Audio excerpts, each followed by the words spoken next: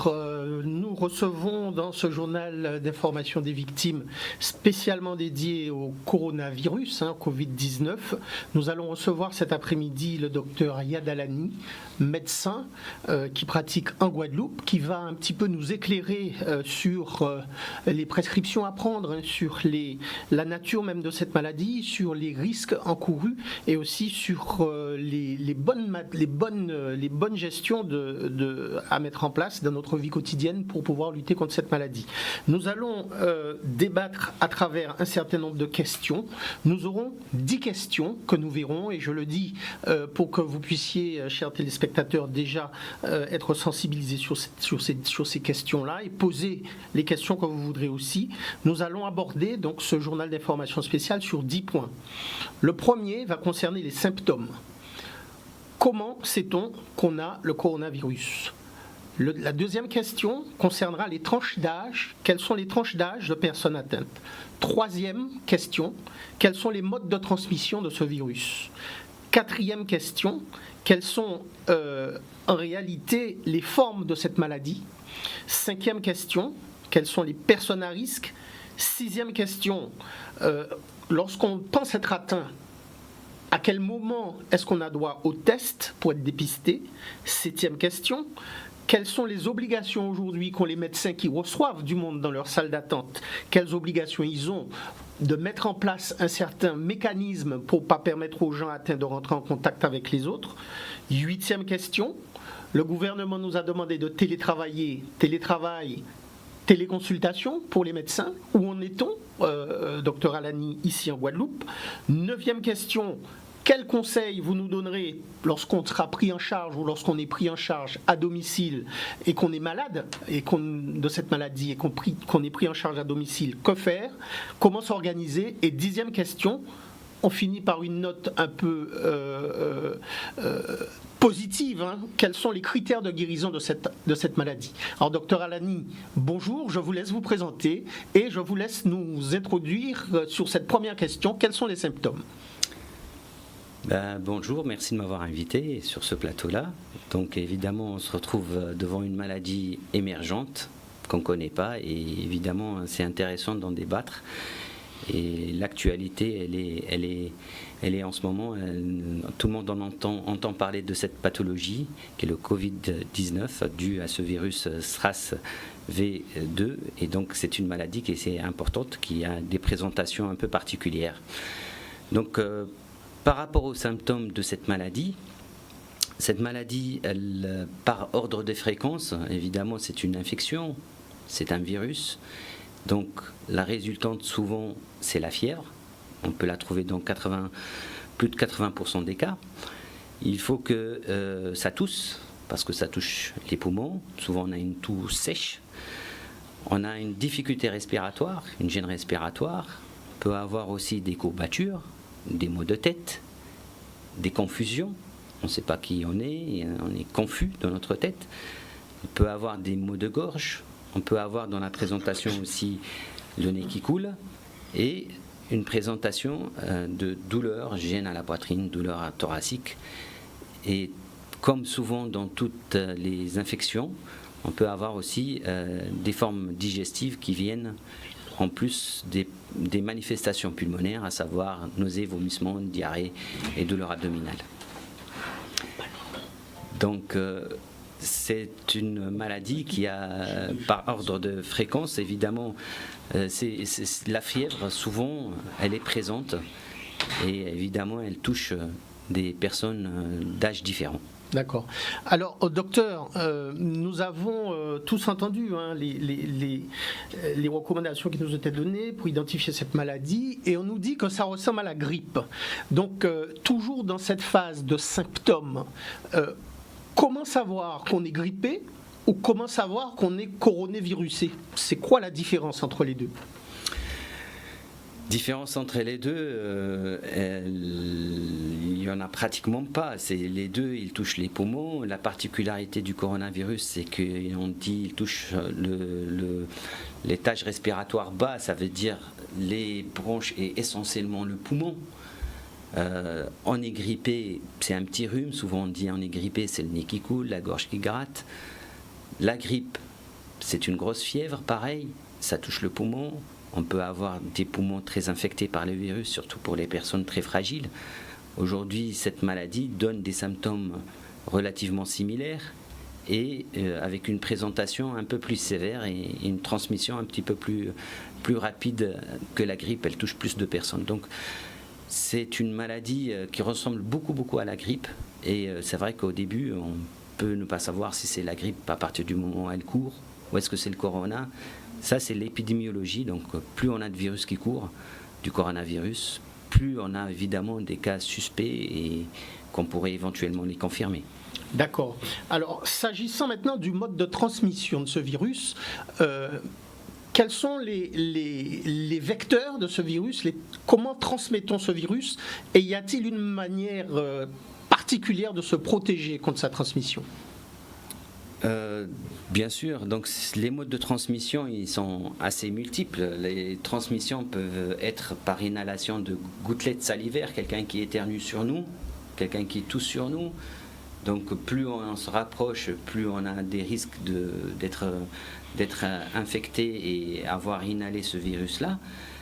Donc les transmissions aussi peuvent avoir d'autres modes aussi. Apparemment jusqu'à présent la transmission par les mains, mais il reste à confirmer. Le virus, il faut bien qu'il rentre par les voies aériennes supérieures, ça veut dire qu'il peut rentrer par les yeux, par le nez, par la bouche. Donc, évidemment, les modes de transmission sont par le toucher de surfaces qui sont infectées. Il faut savoir que le virus, il peut durer plus de 3 heures sur une surface sèche et plusieurs jours sur des surfaces humides. Et récemment, il y a une dernière étude qui a parlé de 3 jours sur du plastique et sur de l'acier, mais c'est que des expérimentations, donc, et 24 heures sur le carton. Donc là, c'est des expérimentations qui sont faites en ce moment. Donc sur les surfaces, il peut persister et il peut y avoir des transmissions fécales. Donc il faut savoir qu'aussi ce virus-là, il peut être éliminé, excrété par les selles, même si la personne elle est guérie ou du moins elle est en fin de sa maladie. Et on a une transmission possible par des cas asymptomatiques, c'est-à-dire des cas qui ne présentent pas la maladie, qui sont potentiellement contaminants. C'est justement cette particularité, y compris les enfants et même les adultes, qui peuvent être des vecteurs de cette maladie. Et eux-mêmes, ils sont asymptomatiques, c'est-à-dire ils font pratiquement pas de symptômes, ils ne déclarent pas la maladie, mais ils sont des modes de transmission. D'accord. Est-ce que c'est ce qu'on appelle en médecine les porteurs sains?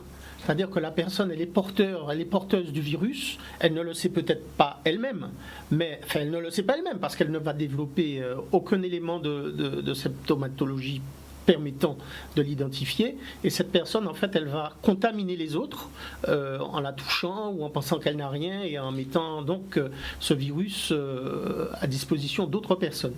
C'est bien cela?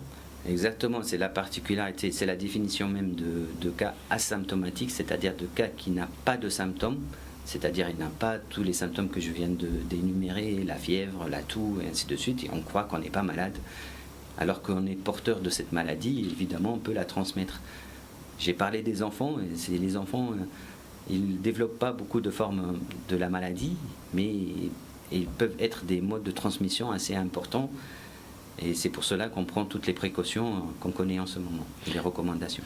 Donc il faut donc être très attentif par rapport à ce porteur asymptomatique, puisque c'est lui qui va faire évoluer en fait ce virus, qui va le transmettre, mais il ne sait pas lui-même qu'il est malade, donc enfin qu'il est porteur de ce virus. Donc est-ce qu'il y a quelque chose qui permet d'identifier un porteur asymptomatique ou pas? Alors non, il n'y a rien qui permet d'identifier la personne asymptomatique. Généralement, on ne fait pas de test non plus pour ces personnes-là, et donc on n'a rien qui fait identifier ces personnes. Et il faut savoir que ces personnes, maintenant il y a des estimations sur les proportions de personnes asymptomatiques. Apparemment, elles varient entre 36% et 80% de personnes asymptomatiques, c'est-à-dire de porteurs et qui ne déclenchent pas la maladie. D'accord. Alors, on a vu les symptômes, on a vu les modes de transmission. On va aborder maintenant la question de la tranche d'âge. Est-ce que vous pouvez nous dire aujourd'hui, en fonction de toutes les statistiques qui ont été recueillies, quelles sont les tranches d'âge les plus touchées par ce virus ? Oui, les tranches d'âge les plus touchées par les virus, ce sont les personnes qui ont entre 30 et 79 ans. On estime actuellement, d'après les chiffres actuels, à 87... Vous dites bien entre 30 et 79 ans. Entre 30 et 79 ans, la majorité des personnes qui présentent des maladies, ils sont dans cette classe d'âge-là, donc de 87% des cas de personnes malades, enfin 87% de personnes malades, ils ont une tranche d'âge entre 30 et 79%.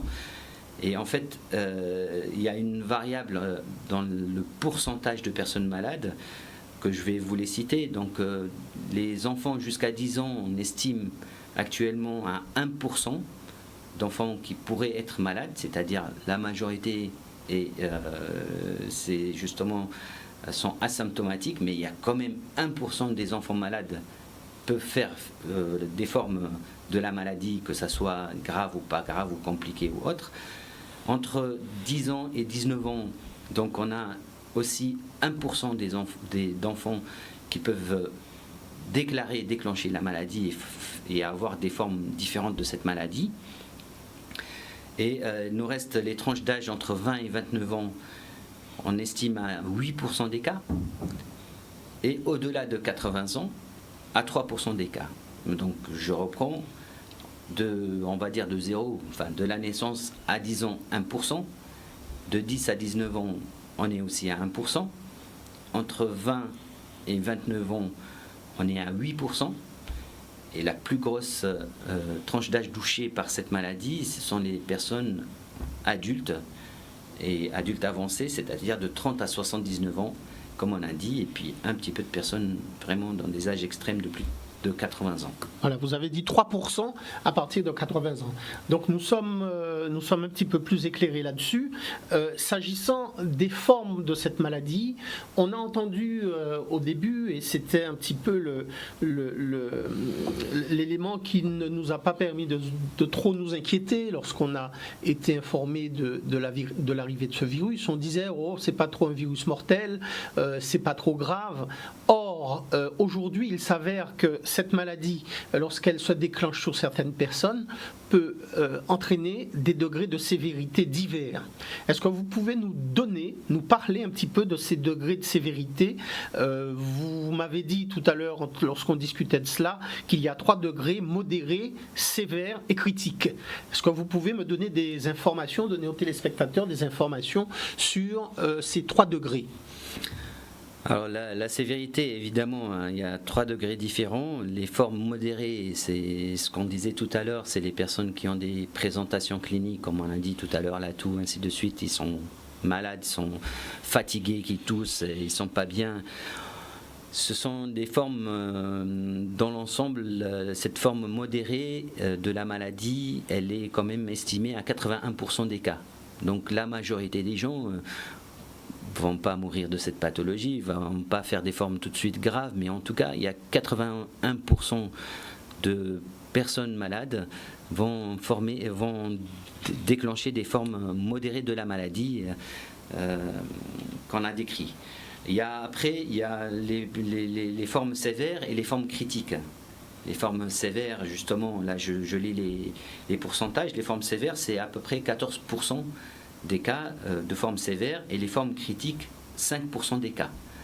Alors, les formes sévères et les formes critiques, souvent, ce sont des personnes qui vont être prises en charge dans un hôpital, et soit en hospitalisation, dans un service, on va dire, qui relève du soin continu, et sinon un service de soins intensifs dans les formes critiques. Donc les formes sévères, 14%, ils vont être pas bien, ils vont avoir un manque d'oxygène, des poumons un petit peu touchés, évidemment essoufflés, mais les poumons plus touchés que les autres. ils vont être en gêne respiratoire assez importante. Et puis les critiques, c'est ceux qui vont avoir besoin de réanimation, c'est-à-dire de soins intensifs. Donc, qui représentent 5% des cas, c'est les syndromes de détresse respiratoire, où on a un poumon qui ne fait plus son travail. En fait, la personne, quand vous dites détresse respiratoire, la personne, elle ne peut pas respirer seule. Elle a besoin d'une assistance, elle a besoin de matériel médical automatique, entre guillemets, pour pouvoir respirer, c'est cela. Alors on appelle ça, évidemment, le poumon ne fait plus son travail, même si le virus a disparu. C'est-à-dire il y a des phénomènes, des mécanismes qui se mettent en route, inflammatoires dans le poumon, ou même c'est le virus qui les déclenche, et c'est pas le virus qui empêche qu'on respire. Donc il y a une cascade qui se met en route où la respiration spontanée n'est pas possible. On a un recours à la ventilation mécanique, c'est-à-dire passer à une intubation trachéale, mettre beaucoup d'oxygène, ventiler le poumon. Et il faut savoir aussi, il y a les chocs septiques, c'est-à-dire le virus peut passer aussi dans le sang et peut engendrer ce qu'on appelle les défaillances multiviscérales, c'est-à-dire on va avoir tous les organes un peu partout, à droite, à gauche, il y a le poumon, il y a les reins, il y a les autres organes sensibles qui ne peuvent plus assurer leur fonction, et c'est ce qui aggrave la situation. Donc ces personnes sont dans des situations, comme on le dit, la forme critique, ça veut dire bien évidemment assez avancées et préoccupantes, pour lesquelles tous les réanimateurs en ce moment ils se penchent dessus et ils travaillent. D'accord. En fait, la personne est en danger à ce moment-là. On peut dire que le pronostic vital est engagé. Oui, à ce moment-là. Oui, nous avons un téléspectateur qui souhaite poser une question. Bonjour, monsieur. Allô ? Allô, oui, bonjour. Oui, bonjour, madame, pardon. Oui, bonjour. Voilà, c'est une question un petit peu plus personnelle, oui. mais qui est quand même liée au virus. Que fait-on pour les enfants issus de parents divorcés ou séparés? Comment fait-on pour qu'ils puissent voir leurs parents auxquels ils sont habitués à voir? Alors là, vous posez la question à l'avocat, madame, je suppose, puisque vous êtes en fait dans l'exercice d'un droit de visite et d'hébergement. Oui, voilà. Voilà. Alors, votre question, elle a tout son sens. Effectivement, elle a tout son sens parce que depuis le confinement, effectivement, on ne peut plus bouger et se déplacer comme on le souhaite. Oui. Pour l'instant, rien n'empêche aux parents qui doivent avoir la garde de son enfant le week-end qui vient, par exemple, de s'organiser, d'avoir son petit papier dans sa voiture et d'emmener son enfant chez le parent qui doit avoir la garde de l'enfant. D'accord. Les mesures... Également, effectivement, rien ne change, mais par rapport au virus... Ah ben oui, mais par rapport au virus, rien ne change non plus. Si le parent qui doit récupérer l'enfant dans son droit de visite et d'hébergement n'est pas un parent atteint par le virus, il n'y a pas de difficulté. Oui, mais comment fait-on s'il est atteint ou pas? Ah ben, comment vous savez si vous êtes atteint ou pas? Personne ne sait. Voilà. Voilà. Donc l'enfant n'est pas pour l'instant plus en sécurité chez vous que chez la personne chez qui elle doit être. Donc à partir du moment où la maladie n'est pas développée, vous n'avez pas de signes qui permettent de dire que vous mettez votre enfant en contact avec une situation dangereuse, il n'y a pas à se poser de questions. Il ne faut pas créer de soucis là où il n'y en a pas, surtout en matière de relations, de droit de visite et d'hébergement.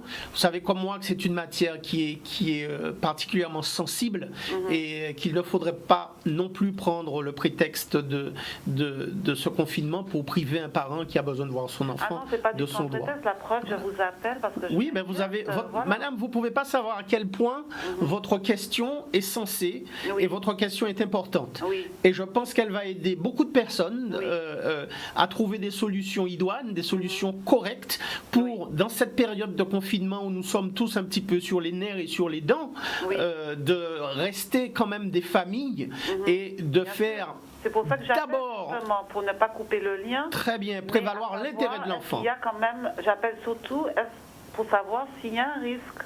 Non, il n'y a pas de risque. Il n'y a pas plus de risque pour vous ou pour moi d'être là. Oui. Il n'y a pas plus de risque pour moi que d'être avec le docteur Alani ou d'être dans les locaux de Canal 10. D'accord. Tant que vous n'avez pas développé les symptômes, ou vous n'avez pas ces symptômes que vous a rappelé le docteur Alani, vous avez D'accord. entendu au début d'émission. Oui. Voilà. Oui. Donc vous restez cadré sur ces symptômes-là. D'accord. C'est eux qui vont vous donner l'alerte. Oui. Et il vous faudra, une fois que cette alerte vous aura été donnée, savoir si la personne en face de vous est porteuse de D'accord. ce virus ou si c'est la grippe qu'elle a. Parce qu'il ne faut pas non plus qu'on tombe dans la phobie, parce qu'on peut avoir un rhume demain, Oui. avoir pris froid, on tousse un peu, on se mouche le nez, et puis vous avez des gens qui fuient autour de vous.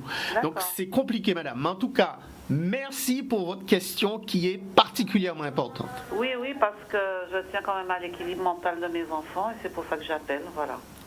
Ben, c'est parfait, madame. Merci D'accord. beaucoup. Je vous remercie beaucoup pour votre réponse. Je vous en prie. Au revoir. Alors, nous étions, docteur Alani, aux critères de sévérité.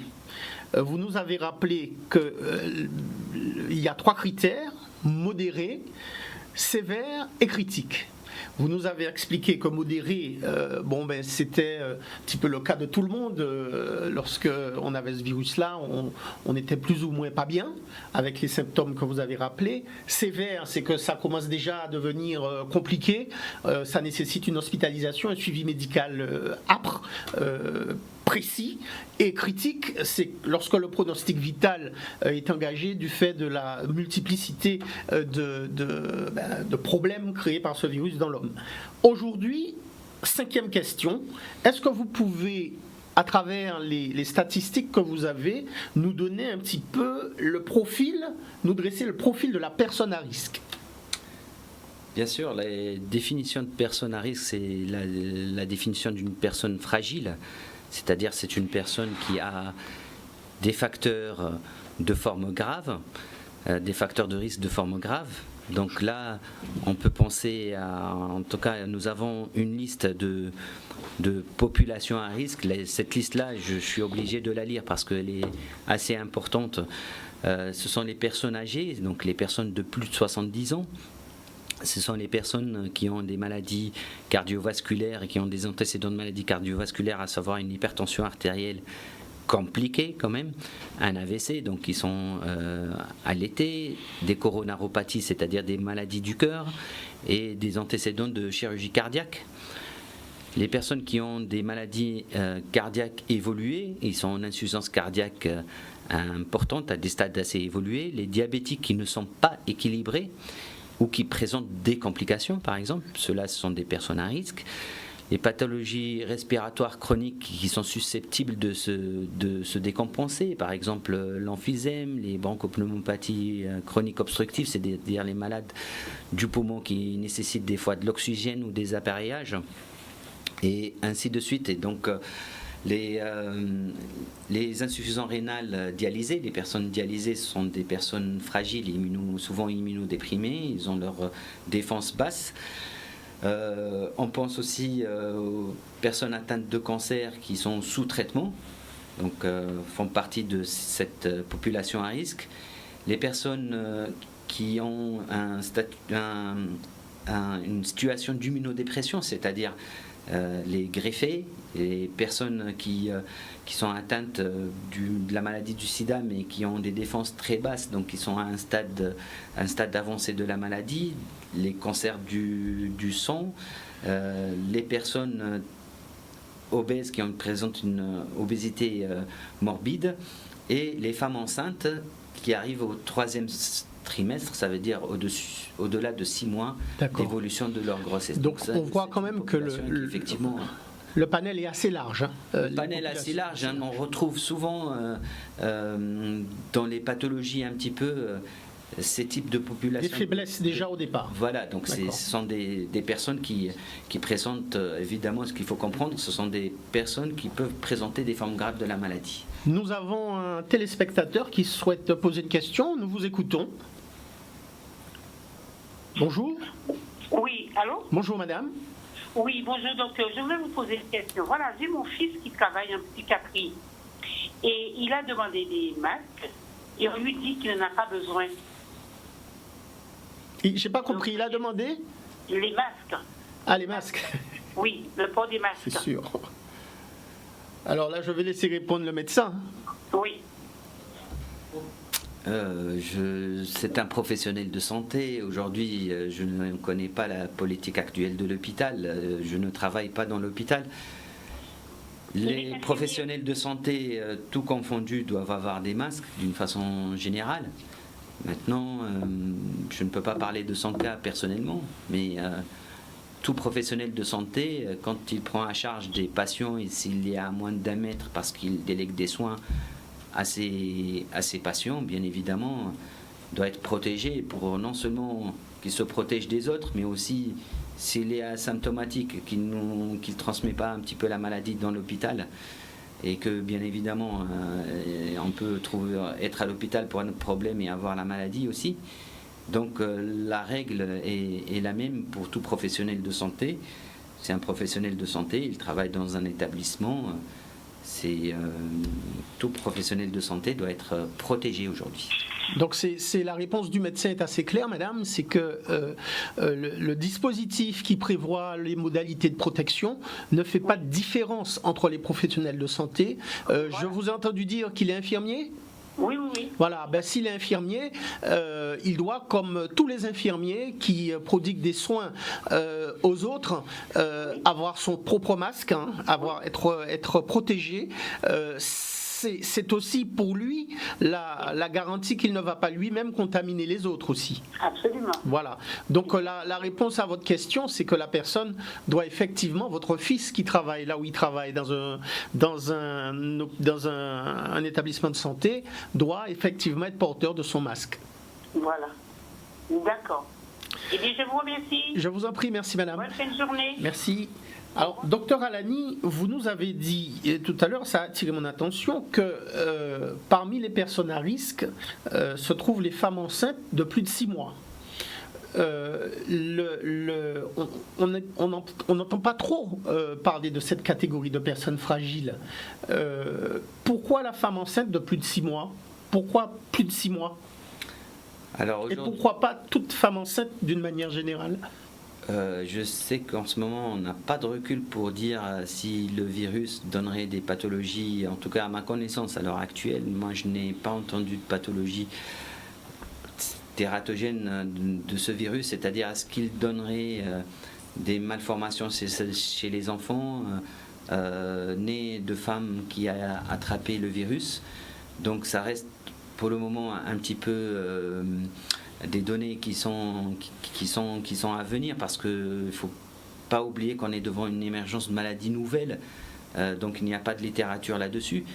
Les femmes enceintes, par définition, elle n'est pas toute seule, elles sont 2, donc on est à 2 personnes, donc on est fragile de tous les côtés, et toujours une attention particulière à ces futures mamans qui sont toujours bien évidemment fragiles dans toutes les étapes de la grossesse, mais bien évidemment du début à la fin, mais surtout au 3e trimestre, oui, bien sûr. Alors nous avons encore une intervention téléphonique. Bonsoir. Oui, je vous écoute, oui. Bonsoir monsieur, nous écoutons votre question, merci de nous rejoindre. Oui. Allô ? Oui, je vous écoute. Allô ? Oui. Oui, je vous disais, bonsoir maître Nicolas, bonsoir le médecin qui est sur le plateau. Bonsoir. Bonsoir. Je voulais tout simplement vous dire, moi je suis d'accord à prendre toutes les dispositions qu'il faut avec l'autorisation de sortie. Mais ce que je vous demande, comment se fait-il des gendarmes qui nous arrêtent, eux, ils n'ont pas de masque. Ça veut dire s'ils sont contaminés, ils vont nous contaminer aussi. Ou moi aussi je peux être contaminé. Pourquoi eux, ils n'ont pas de masque que nous arrêtent? C'est ça que j'aurais aimé savoir. Parce que j'ai vu des émissions tout, que les gendarmes arrêtaient, c'est sur la table à repasser, que les gendarmes arrêtaient et les chauffeurs pour leur donner des autorisations et ils n'ont pas de masque. Alors c'est cette question que je voulais vous poser. Quel est le problème? Ah, c'est une bonne question. C'est une question qui méritait au moins d'être posée. Ils n'ont pas de masque et nous arrêtent. Ils sont à moins de mètres de nous. Et ils peuvent postillonner dans notre visage ainsi que l'inverse et on risque de contaminer entre nous. Alors, donnez-moi une explication concernant ça. D'accord. Alors, la question pourquoi les gendarmes n'ont pas de masque, je ne peux malheureusement pas y répondre. C'est vrai que logiquement, monsieur, votre question a tout son sens. Logiquement, la personne qui nous contrôle et qui nous parle devrait être porteur des masques, puisque le docteur Alani nous précisait tout à l'heure en ce qui concerne la transmission de ce virus, qu'il se fait aussi par postillonnage. Donc, nous pouvons nous poser cette question effectivement. Oui, docteur Alani. Du moins, plutôt, moi, la question pourrait se poser autrement. Quelles sont les personnes qui doivent porter un masque? En fait, ouais. C'est un peu ça. Ouais. Donc, jusqu'à présent, les recommandations, ce sont les professionnels de santé pendant leur exercice, les personnes malades, les transporteurs sanitaires. Donc, les personnes à risque d'attraper des maladies graves aussi. Maintenant, est-ce que une personne qui est non malade doit porter un masque? Je pense que c'est du bon sens. Pour moi, oui. Maintenant, ce n'est pas les recommandations actuelles. On doit porter un masque pour se protéger. On doit porter un masque aussi pour ne pas tousser et si on est asymptomatique, être un potentiel transmetteur. Donc rien ne n'empêche aujourd'hui, vu qu'on entend qu'il y a une pénurie de masques, il n'y a pas de masque, rien n'empêche que le moment où les gens sortent de leur confinement pour des besoins de première nécessité, pour aller acheter leur pain ou autre, là, de mettre un petit foulard sur le visage, de mettre un bandana ou quelque chose qui protège un petit peu le nez. Bien évidemment, c'est quand même malgré tout un filtre. C'est toujours mieux que de ne pas en avoir. De ne pas en avoir. Oui, encore une intervention téléphonique.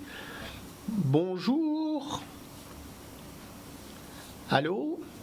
Nous vous écoutons. Allô? Oui, posez votre question, madame. Allô? Oui, bonjour, madame. Posez votre question. Oui, voilà, j'appelle parce que j'ai ma maman qui se fait dialyser. Donc, elle est transportée par des ambulanciers.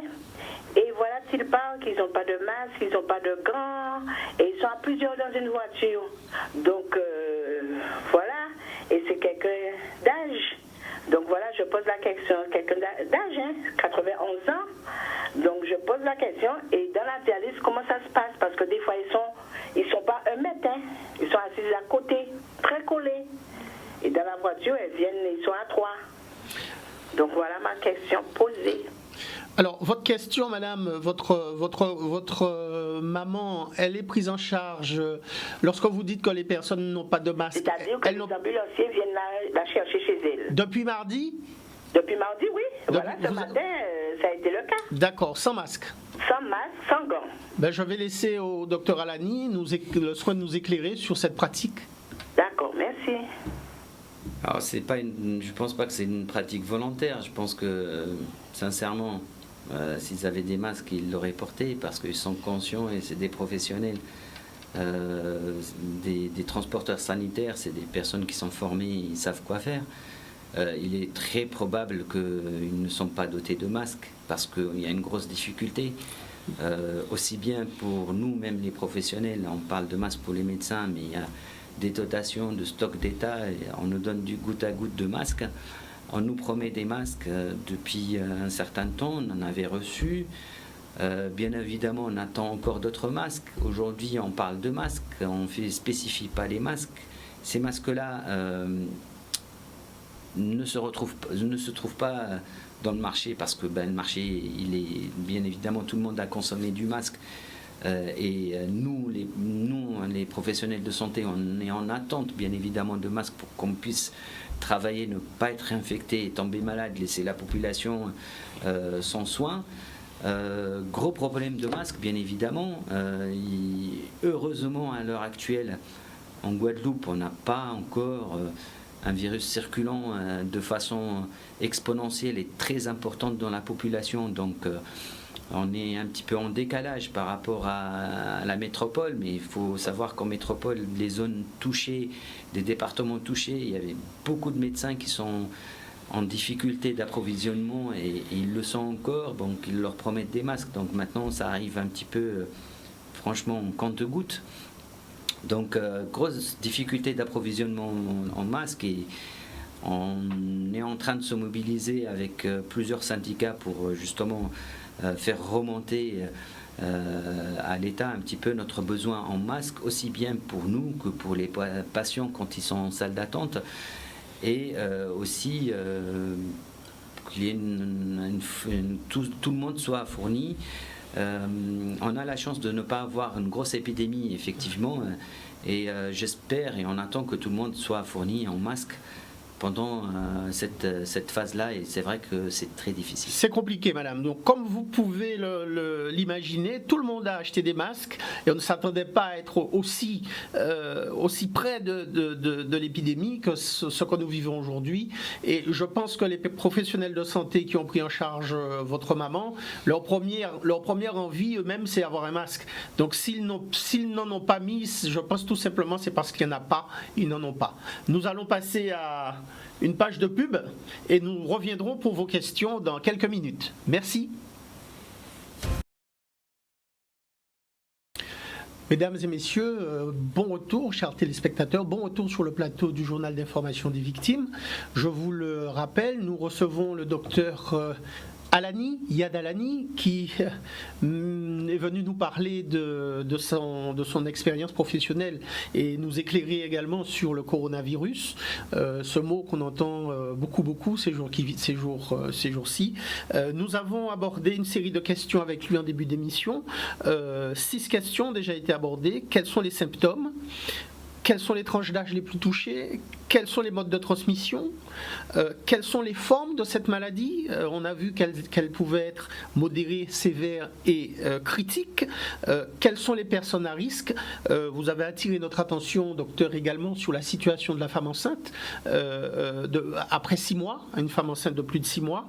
Et je vais vous poser tout de suite la question de savoir quelles sont les personnes qui peuvent être tout de suite détectés, soumis à des tests. Mais avant de répondre à cette question, docteur, je voudrais répondre au téléspectateur qui nous a appelé tout à l'heure, cette dame qui nous disait qu'on est venu chercher sa maman sans masque, des ambulanciers sont venus chercher sa maman sans masque et qu'elle était inquiète parce qu'il fallait absolument, selon les préconisations qui nous étaient données, porter un masque lorsqu'on était personnel de santé. Alors, l'ARS et la préfecture de Guadeloupe, l'agence régionale de santé et la préfecture de Guadeloupe ont fait ce matin un communiqué de presse pour rappeler qu'aujourd'hui en Guadeloupe il y a 45 cas confirmés de Covid-19, soit 12 cas de plus qu'hier. Le seuil épidémique de 40 cas est donc franchi. Les efforts de confinement sont plus que jamais à respecter en responsabilité, donc restons chez nous pour aider nos professionnels de santé. À ce jour, nous précisons, 8 patients sont hospitalisés au CHU, 5 sont dans le service des maladies infectieuses et tropicales et 3 en service de réanimation. Donc ces 3-là, docteur, on peut dire déjà qu'ils sont dans les formes ou critiques ou sévères, puisqu'ils sont dans le service qui permet de prendre le relais, comme vous nous avez expliqué, des fonctions respiratoires notamment, puisque ces fonctions, ils ne peuvent plus les assumer seuls. L'ARS rappelle également, et ça c'est pour le téléspectateur, la téléspectatrice qui nous a appelé tout à l'heure, que l'analyse des demandes d'attribution complémentaire de masques, parce qu'il y a une pénurie de masques, semble-t-il, cette analyse est en cours. Un déstockage important va être réalisé sur la base de cette analyse, et de nouvelles livraisons sont attendues sur le territoire d'ici la fin de la semaine. Donc nous allons pouvoir fonctionner en étant protégés de la meilleure manière qui soit, et les masques vont pouvoir être distribués de manière la plus large possible. Nous allons nous diriger vers un appel téléphonique, puisque nous avons un téléspectateur qui souhaite poser une question, une téléspectatrice. Ah, il est là, madame, il vous écoute, il est là pour vous répondre à vos questions, madame. Posez votre question. C'est le docteur Alani qui va vous répondre. Il est là, vous pouvez parler. Je voulais lui demander pour mon petit-fils qui est à Bordeaux, là. Il me dit, mamie, je suis là-bas, mais je m'ennuie. Comment vous faites pour entrer en Guadeloupe? Je lui ai dit, mais il faut attendre beaucoup. Il ne faut pas venir maintenant parce que nous sommes en alerte, là. Il ne faut pas venir. Il s'ennuie, là. Il se sent tout seul là-bas. Il fait des études à Bordeaux. Bonjour madame, il a quel âge votre petit-fils? Quoi? Il a quel âge? Il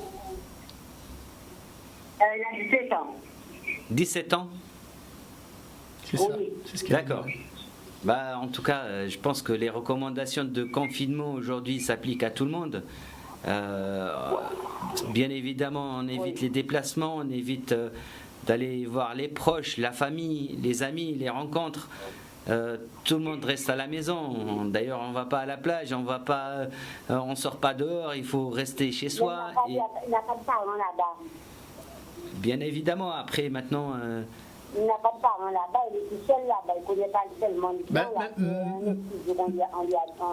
On l'a pris. Oui, mais il fait des études là-bas, madame, apparemment. Il fait des études à Bordeaux, votre petit-fils. J'attends qu'on me donne la réponse. Mais est-ce qu'il fait des études? Il fait quoi à Bordeaux? Qu'est-ce qu'il fait à Bordeaux? Oui, il fait des études à Bordeaux. D'accord, des études de quoi? Il a l'école à Bordeaux, il est parti pour son étude. D'accord, ok. Mais madame, quoi qu'il en soit, aujourd'hui, là, nous sommes en confinement. Bouger, c'est très compliqué, c'est très difficile. S'il n'a pas la possibilité de dire qu'il rejoint son papa ou sa maman sur son lieu de vie habituel, il ne pourra pas bouger. Allô? Bon, ben nous avons perdu. Oui, mais c'est. La maman, le papa est en Guadeloupe. Ben écoutez, c'est bien, mais il a qu'à demander à son papa et à sa maman de le faire rentrer. Ben, c'est à sa maman et à son papa de s'occuper de ça. Mais vous prenez les billets, comment on fait? Ah ben vous vous adressez à une agence de voyage, madame. Vous vous adressez à une agence de voyage. Comment il faut faire? Vous vous adressez à une agence de voyage. Vous prenez un billet normalement dans une agence de voyage. De toutes les façons, le plus difficile pour lui, ce sera d'avoir une place pour rentrer en Guadeloupe, hein, madame. Donc nous, on n'a pas de solution, hein, le docteur Alani comme moi-même, on n'a pas de solution pour permettre à votre petit-fils de rentrer en Guadeloupe. Cependant, on peut vous dire qu'au regard de la situation actuelle, ça va être un peu compliqué. D'accord, madame? Oui, je sais que c'est compliqué. Voilà, ben, on n'a pas de solution pour le faire rentrer en Guadeloupe. Au revoir. Au revoir, madame. Là, je s'ennuie vraiment. Hein. Ah, je vous ai entendu me dire au revoir. Ben oui, mais madame, c'est tout le monde s'ennuie, hein, tout le monde est confiné, tout le monde s'ennuie, la France s'ennuie, le monde entier s'ennuie. Le confinement permet de régler des problèmes de santé. On n'est pas là pour savoir finalement si on s'ennuie ou pas, on est là pour rester en vie. Donc il y a plus de risques aujourd'hui pour votre petit-fils de bouger, de rentrer dans un avion pendant 8 heures où il va rester et de venir en Guadeloupe que de rester là où il est et d'être pris en charge. En plus, là où il est, s'il est malade et qu'il est pris en charge, il aura la possibilité d'avoir une assistance médicale très large. Le mieux pour lui, c'est de rester où il est et de ne pas bouger. Donc je comprends qu'il s'ennuie, mais il s'ennuiera aussi en Guadeloupe, il s'ennuiera partout où il est parce que tout le monde s'ennuie aujourd'hui. Aujourd'hui, l'ennui, c'est devenu notre ami numéro 1. Voilà. Merci madame pour votre appel. Alors, docteur Alani, on va retourner sur cette question numéro 7 que je vais vous poser. Numéro 6. À quel moment a-t-on droit à un test de dépistage pour savoir si on est porteur ou pas du coronavirus ? Alors, le test de dépistage, déjà, c'est un test sanguin. Donc, il se fait sur une prise de sang dans un laboratoire. Tous les laboratoires ne sont pas équipés pour faire le test. Il va falloir savoir lesquels qui font les tests. Je sais, mais en Guadeloupe, on a un référent, il me semble, qui fait les tests. Je ne sais pas si ça va se répandre un petit peu partout. Mais ce test-là doit être prescrit par un médecin. Je parle bien de la médecine de ville aujourd'hui, hein. Je ne parle pas de l'hôpital, parce que tous ceux qui sont hospitalisés pour cette forme de maladie, forcément, ils doivent être diagnostiqués s'ils ont cette maladie, et c'est elle qui les met dans l'état dans lequel ils y sont. Mais en ville, ce sont les personnes qui, en tout cas, ce test-là, pour commencer, ne sera pas pratiqué pour les personnes qui ne sont pas malades. ce test-là va être pratiqué pour les personnes symptomatiques, c'est-à-dire qui présentent des signes cliniques de la maladie. D'accord, donc il faut déjà présenter des signes cliniques. Alors je vais vous couper 2 secondes puisqu'on a un appel et on va écouter le téléspectateur qui pose sa question. Bonjour. Oui, bonjour. Bonjour madame, on vous écoute, posez votre question. Alors, ma question est la suivante. J'ai tous les symptômes du coronavirus, sauf la fièvre. Aujourd'hui, mon employeur, on doit travailler. Alors, ma question est, que dois-je faire? Est-ce que je vais travailler en sachant que j'ai tous les symptômes, sauf la fièvre, ou est-ce que je ne vais pas travailler? Et si je ne vais pas travailler, qu'est-ce que je fournis comme élément à mon patient? Docteur Alani, qu'est-ce que vous pouvez nous proposer à cette dame comme solution? Alors, c'est vrai que la fièvre, elle est souvent fréquente dans cette maladie. Aujourd'hui, c'est très difficile de savoir si vous êtes contagieuse ou pas de cette maladie, si vous êtes atteinte ou pas de cette maladie-là.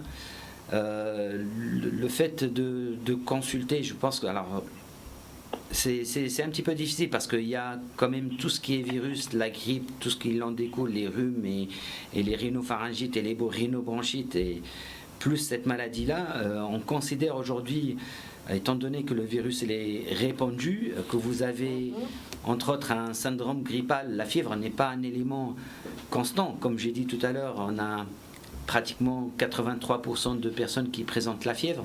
Ça veut dire qu'il y en a certains qui ne présentent pas la fièvre, d'où la particularité, mais ça reste un élément très fréquent.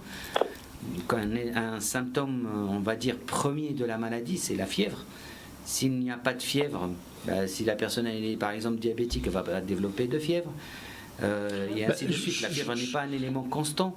Vous disiez tout à l'heure, docteur, que les personnes qui ont accès au test sont des gens qui vont impérativement développer les signes de la maladie. Est-ce que cette dame qui nous dit que moi j'ai les signes de cette maladie, est-ce qu'elle peut être testée? Alors, on teste les personnes malades. Et les personnes malades, c'est les personnes qui sont à risque de faire de formes graves. Donc ce sont des personnes qu'on va tester, en tout cas les recommandations actuelles, les recommandations qu'on a en ce moment, ce test-là pourrait être fait aux personnes qui sont à risque de formes graves. D'accord, donc les tests en fait concernent des gens qui ont déjà des fragilités. Des fragilités, c'est ce qu'on disait tout à l'heure. D'accord, et qui vont présenter les premiers symptômes. Alors madame, il n'y a pas de solution, hein. Vous êtes présumée pas malade, hein, puisque si vous vous protégez correctement, vous ne pouvez pas dire aujourd'hui que vous ne pouvez pas répondre aux sollicitations de votre employeur, sauf à être arrêté pour motif médical. Ce qui se passe, c'est que je parle des autres maladies, qu'on a des rhumes, ainsi de suite. On ne peut pas faire de la distinction. Voilà. Des fois, on a une grippe qui a une présentation comme cette maladie du coronavirus. Et bien évidemment, les recommandations actuelles, on peut considérer que c'est ça la maladie, et puis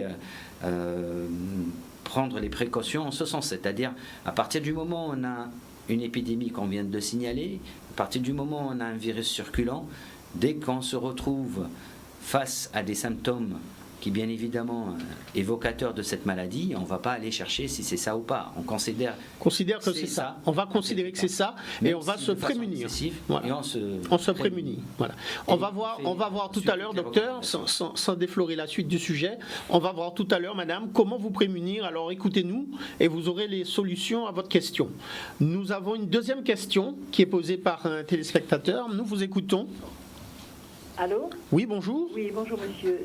J'appelle parce que j'écoute votre émission depuis que vous avez commencé. J'apprécie beaucoup parce que j'estime qu'à cette période-là où nous sommes dans une situation assez critique, que les médias s'investissent par des émissions de ce type et permettent aux gens de poser des questions afin de les rassurer ou de mettre en garde contre certains comportements. Je trouve ça formidable. Bravo. Parfait. Bon, je réagis par rapport à une dame qui a appelé, elle a parlé de sa mère qui est dialysée et qui va faire sa dialyse en ambulance.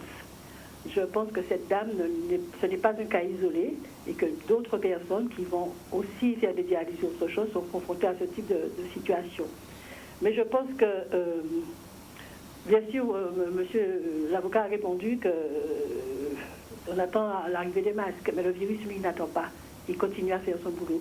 Et je crois qu'on peut leur donner quand même un minimum d'informations ou de conduite à tenir, qui serait ce que vous avez dit tout à l'heure, docteur, de mettre au moins un bandana, de trouver une solution, mais ce système des merdes, qu'on est obligé de faire là, quand les masques arrivent. Donc les professionnels doivent un petit peu innover aussi, faire travailler leur imagination et savoir un petit peu comment adapter en attendant que les masques arrivent véritablement. Donc je pense que ce qu'a dit le médecin tout à l'heure, de porter un bandana ou alors un foulard, quelque chose, mais ça permet quand même de mettre une barrière entre la personne transportée et le soignant qui se protège en même temps et protège la personne qui est transportée. Mais je vous dis merci pour cette émission et c'est très très important parce que il faut que les gens prennent conscience que le confinement, ce n'est pas quelque chose que doit prendre à la légère, que plus on va se protéger, plus on va protéger les autres et que c'est un geste citoyen, c'est un geste obligatoire si nous voulons vraiment faire en sorte que assez rapidement la situation revienne à la normale. Merci beaucoup. Au revoir. Merci pour votre intervention, madame. Merci beaucoup. Alors, sur les petits gestes à adopter en l'absence de masque, c'est vrai qu'on peut prendre un tissu et se protéger pour ne pas respirer, postillonner devant les autres. C'est vrai que ce simple geste-là permet de rester dans les normes qu'on nous demande de respecter, à savoir mettre en place les mécanismes de protection pour ne pas permettre la propagation de ce virus. Je sais qu'en Guadeloupe, on a beaucoup de dispositions pour inventer. On est des inventeurs. Quand je vois tous les costumes qu'on arrive à faire pour le carnaval, je pense que ce n'est rien pour nous que de découper un bout de tissu et de se prémunir dans l'attente des masques. C'est en plus aujourd'hui nous sommes à la mi-carême, c'est le jour où Vaval ressuscite et où il sera brûlé sur une plage où finalement il ne sera pas aujourd'hui parce qu'on ne sera pas là avec lui et que nous serons tous confinés chez nous. Mais on peut déjà se dire comme il n'y a pas de masque, on va tous découper un petit bout de toile blanche ou de toile rouge et on va le porter demain si on doit sortir et ça nous rappellera que notre culture aussi peut nous aider à prendre des dispositions qui nous permettent de pallier la carence en masque en Guadeloupe. Alors, docteur Alani, nous avons vu que pour être soumis à un test, il faut vraiment déjà développer les symptômes de cette maladie, d'une part, mais surtout être dans les personnes dites à risque. Donc, être dans les personnes qui présentent déjà une certaine fragilité. Alors, je vais passer maintenant à votre pratique médicale. Oui. Avant de passer cette étape, avant de passer à une autre question, ça ne s'arrête pas là, le test. En fait, j'ai commencé à parler parce qu'on a fait la suite d'un cheminement de réponses. Mais il y a quand même les personnes à qui on va faire les tests. Ce ne sont pas que les personnes qui sont à risque. Il y a évidemment les personnes malades qui sont en bonne santé, on va dire, qui ne sont pas à risque. Mais ce sont les professionnels de santé. D'accord. Parce que bien évidemment... Donc aujourd'hui, vous voulez me dire que tous les professionnels de santé ont passé le test? Non. On reprend. Ce test-là ne doit pas être fait, ne va pas être prescrit, ne sera pas fait pour les personnes qui présentent la maladie, qui n'ont pas la maladie. Mais ce test-là doit être fait, peut être fait en ville, on parle de la ville, pour les personnes qui sont symptomatiques, c'est-à-dire ils présentent la maladie. Les signes de la maladie. Voilà. Et si en plus ils sont personnels de santé, ils auront droit au test. Personnel de santé, les malades, il est, on va dire, il n'a pas de facteur de risque, on va lui faire le test. Une personne qui n'est pas professionnelle de santé, qui n'a pas de facteur de risque, et on ne va pas lui faire le test parce qu'on considère que c'est ça la maladie. Sauf qu'on le fait pour le professionnel de santé. En gros, docteur Alani, pour qu'il ne moi, si je me mets à tousser, je suis malade, j'ai la fièvre et j'ai le nez qui coule, je suis avocat, on ne me fera pas le test. Vous mettez à tousser, vous avez le nez qui coule et vous avez la fièvre, vous êtes personnel de santé, vous aurez droit au test. Exactement. C'est dans ces conditions-là que moi j'ai envie d'être médecin. Mais non, mais ça ne change rien. Si ce test-là amènerait quelque chose, si ce test-là nous dirait, est-ce que si le test est positif, nous allons avoir une conduite à tenir qui est différente d'un test négatif, évidemment, on a quelque chose à gagner. Et là, ça serait toute la population. On va lui faire le test, et évidemment, parce qu'on va mettre en application un schéma thérapeutique, c'est-à-dire des médicaments. Mais ça, c'est pas possible. On sait que toute la population, c'est pas possible. Voilà. Parce qu'il n'y a pas de médicaments, parce qu'il n'y a pas de, solution pour l'instant. Il n'y a pas de traitement, voilà. Donc on ne va pas faire le test. On le fait aussi à toute femme enceinte, quel que soit le terme de sa grossesse. D'accord. On le fait aussi dans les collectivités de personnes âgées, quand on a plus de 3 personnes âgées qui à risque du moins qui sont suspectes de cette maladie et qui sont malades et suspectes de cette maladie, pour qu'on mette en batterie, pour qu'on protège tous les autres. Tout le monde, donc on doit tester quand on a plus de 3 cas. Pour se résumer donc sur les personnes qui ont droit au test, seront testées les personnes fragiles qui présentent des pathologies déjà qui les rendent fragiles et qui vont présenter les symptomatologies de cette maladie, de ce coronavirus. Deuxièmement, les personnels de santé qui vont présenter les pathologies de ce virus, qui vont tousser, qui vont avoir la fièvre, etc. Troisièmement, les femmes enceintes du premier jour jusqu'au il n'y a pas de limite à partir du moment où on est enceinte, le test c'est acquis. Et quatrièmement, on fera le test dans les EHPAD lorsqu'il y a 3 personnes dans l'EHPAD qui sont en situation de danger par rapport à ce coronavirus. Je rajoute la 5e catégorie de population, on va dire, ce sont les donneurs d'organes. Et les donneurs d'organes. Merci, docteur Alani, pour ces précisions. Jusqu'à présent, nous avons parlé de ce coronavirus dans la population. Maintenant, j'aurais une question à vous poser sur votre pratique personnelle. Dans votre cabinet médical, vous m'avez dit que vous avez mis en place la téléconsultation. Est-ce que vous pouvez m'expliquer ce qu'est la téléconsultation ? Alors aujourd'hui, la téléconsultation, c'est le télétravail. Ça veut dire, aujourd'hui, on est en train de pousser les professionnels de santé depuis 2018 à faire de la téléconsultation, c'est-à-dire consulter sur des plages horaires définies par le médecin traitant qui consulte les personnes malades. Donc, la téléconsultation aujourd'hui, évidemment, elle a été étendue pour les médecins qui vont soigner des patients, du moins qui vont prendre en charge la téléconsultation de personnes qui n'ont pas de médecin traitant ou leur médecin traitant ne fera pas ce service, mais qui sont atteintes ou suspects d'être atteints de cette maladie. La téléconsultation, c'est une dérogation qui va être limitée dans le temps, donc tous les médecins peuvent prendre en charge par téléconsultation, c'est-à-dire un examen en passant par une interface. Pratiquement la téléconsultation, je veux vous avoir par téléconsultation, je vous passe un coup de fil. Je fais comment ? Aujourd'hui, alors il y a certains organismes qui mettent en place des prises en charge, des rendez-vous, des créneaux horaires. Et qui m'adressent vers vous ? Alors, vers quelques d'autres, mais un médecin. Donc, il y a des organismes qu'on voit de plus en plus ressurgir et qui répondent à ces services-là. Mais initialement, c'était pas du tout le cas. C'est le cas du médecin traitant qui, lui, il répond à la réponse de la consultation. Par contre, vous avez besoin, vous appelez, vous voulez voir le médecin, un médecin traitant par exemple, ou un médecin, en ce moment, il est tenu à proposer une consultation, du moins une téléconsultation. Donc, c'est-à-dire du télétravail, vu le confinement.